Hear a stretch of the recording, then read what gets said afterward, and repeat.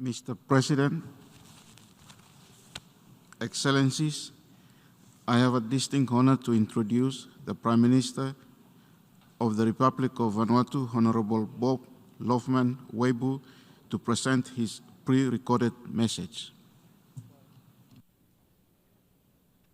Mr. President, Excellencies, Heads of State and Governments, Mr. Secretary General, distinguished delegates, ladies and gentlemen, I have the great honor to deliver this address on behalf of the government and the people of the Republic of Vanuatu.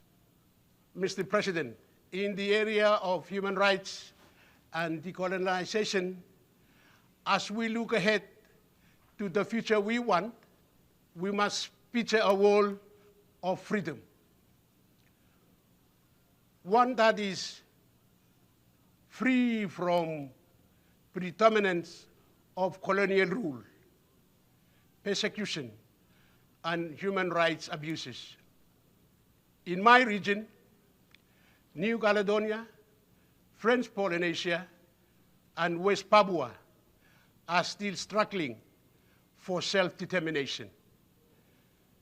Drawing attention to the principle of equal rights and self-determination of peoples as stimulated in the UN Charter, it is important that the UN and the international community continue to support the relevant territories, giving them an equal opportunity to determine their own statehood.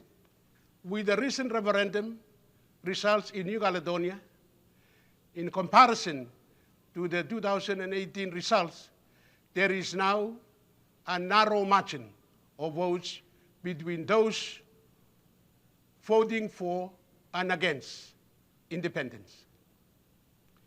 It is therefore important that the referendums remain free, fair, transparent, and continue under the supervision of the United Nations.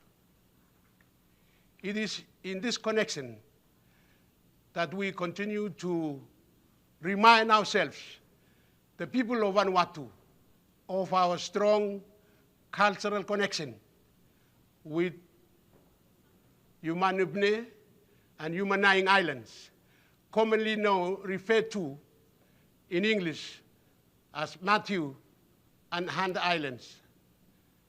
Recognizing the incomplete process for the decolonization of Vanuatu, we hope that the UN-led process draws a clear pathway to achieve peaceful settlement of these disputed islands. Mr. President, there are widespread human rights violations around the world. In my region, the indigenous people of West Papua continue to suffer from human rights violations.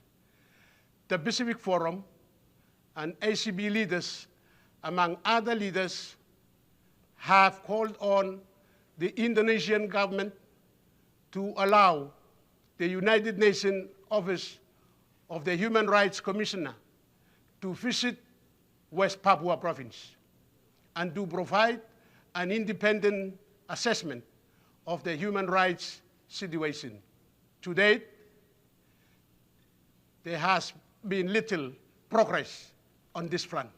I hope the international community, through appropriate UN-led process, takes a serious look at this issue and address it fairly. I thank you.